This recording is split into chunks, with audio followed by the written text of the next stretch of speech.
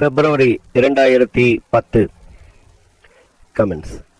மாண்புமிகு பேரவை தலைவர் அவர்களே, இந்த நிதிநிலை அறிக்கையின் மீது பேசுகிற வேளையில் அரசின் அறிவிக்கப்பட்ட திட்டங்களுள் மக்களுக்கு தேவையானவற்றை வரவேற்கின்ற வகையிலும் சுட்டிக்காட்ட வேண்டிய குறைகளை தவறாமல் சுட்டிக்காட்டுகின்ற நிலையிலும் எனது கட்சியின் சார்பில் கருத்துக்களை எடுத்து வைக்க முன் வருகிறேன். எந்த வகையில் நான் ஒரு சில கருத்துக்களை இந்த மன்றத்தில் மாண்புமிகு உறுப்பினர்களின் கவனத்திற்கு வைக்க விரும்புகிறேன்.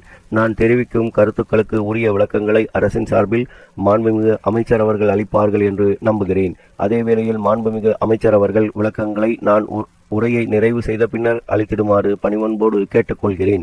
நிதிநிலை அறிக்கையை சட்டமன்றத்தில் அளிப்பதற்கு முன்பு 3 அறிக்கைகளை அரசு வழங்க வேண்டும் என்று நாங்கள் ஒவ்வொரு வருடமும் கோரி வருகிறோம்.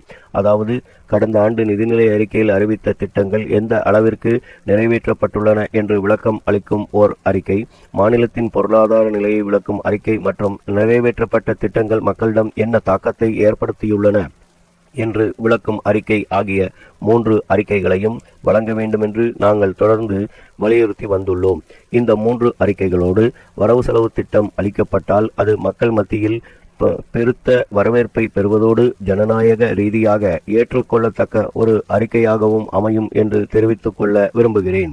இந்த வரவு செலவு திட்டத்தை உருவாக்கும் முன்பு தொழில் முனைவோர்களை மாநில அரசு கலந்து ஆலோசித்துள்ளதை நான் வரவேற்கின்றேன்.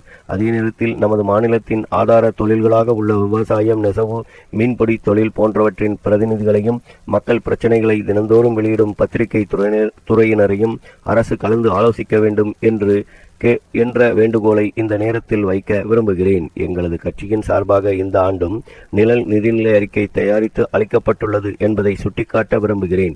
இதில் நாங்கள் அரசுக்கு பல்வேறு ஆலோசனைகளை தெரிவித்துள்ளோம். அதில் மிக முக்கியமானது, சாதாரண குடிமக்களுக்கும் உயர் பதவிகளில் உள்ளவர்களைப் போன்று சிறந்த மருத்துவ சிகிச்சை அளிக்கப்பட வேண்டும் என்பது. அந்த கோட்பாட்டின் அடிப்படையில் உயிர்காக்கும் உயர் சிகிச்சை திட்டத்தை நாட்டு மக்கள் அனைவருக்கும் நீட்டித்திருக்கிற அரசின் உன்னத திட்டத்தை நான் மனப்பூர்வமாக வரவேற்க கடமைப்பட்டிருக்கிறேன். அதேபோல நிலவரி விகிதங்கள் குறைக்கப்பட்டுள்ளதையும், உழவர்களுக்கு குறைந்த வட்டியில் கடன் வழங்குவதையும், கூடுதலாக மகளிர் சுய உதவிக்குழுக்கள் அமைக்கப்படுவதையும், சிறு வணிகர்களுக்காக நல வாரியம் அமைக்கப்படுவதையும் நான் மனதார பாராட்ட கடமைப்பட்டிருக்கிறேன். இந்த சந்தர்ப்பத்தில் மற்றொரு விஷயத்தையும் நான் குறிப்பிட விரும்புகின்றேன். கடந்த ஆண்டை விட இந்த ஆண்டு கல்விக்கு கூடுதலாக நிதி ஒதுக்கப்பட்டிருப்பதை நான் வரவேற்கிறேன்.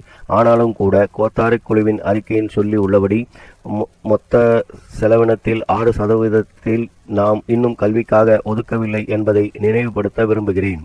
அதை கவனத்தில் கொண்டு அடுத்த ஆண்டு கல்விக்கு இன்னும் கூடுதலாக நிதி ஒதுக்க வேண்டும் என கேட்டுக்கொள்ள விரும்புகிறேன். அதேபோல மருத்துவம் மற்றும் மக்கள் நல்வாழ்வு துறைக்கான ஒதுக்கீடும் அதிகரிக்கப்பட்டுள்ளது வரவேற்கத்தக்கது.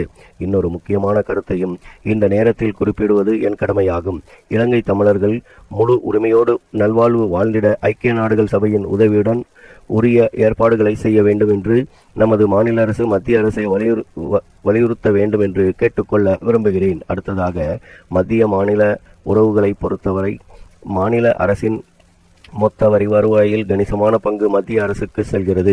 மத்திய அரசிடமிருந்து மாநிலங்களுக்கு வழங்கப்படும் நிதியின் அளவை சுமார் 40% அளவுக்கு உயர்த்த வேண்டும் என்று கேட்டுக்கொள்ள விரும்புகிறேன். அவ்வாறு கொடுக்கப்படும் மொத்த தொகையில் நமது மாநிலத்திற்கு சுமார் 5 விழுக்காடு மட்டுமே வந்து சேர்கிறது. பல்வேறு துறைகளிலும் ஒதுக்கப்பட்ட மத்திய நிதிகள் அனைத்தையும் நமது மாநிலம் நல்ல முறையில் செலவழித்ததோடு மக்களின் வாழ்க்கை தரத்தை கணிசமான அளவுக்கு முன்னேற்றியுள்ளது. எனவே இதை ஊக்கப்படுத்தும் வகையில் மத்திய நிதிக்குழு நமது மாநிலத்திற்கு கூடுதல் நிதி ஒதுக்க பரிந்துரை செய்ய வேண்டும் என்று கேட்டுக்கொள்கிறேன். ஆனால் இதற்கு மாறாக தமிழ்நாட்டை வளர்ச்சியடைந்த மாநிலம் என்று வகைப்படுத்தி நமக்கு வரக்கூடிய மத்திய நிதி ஒதுக்கீடு குறைக்கப்படுவது உள்ளபடியே வேதனை அளிப்பதாக உள்ளது என கூறி பேச வாய்ப்பளித்தமைக்கு நன்றி கூறி உரையை நிறைவு செய்கிறேன். நன்றி, வணக்கம். ஸ்டாப்.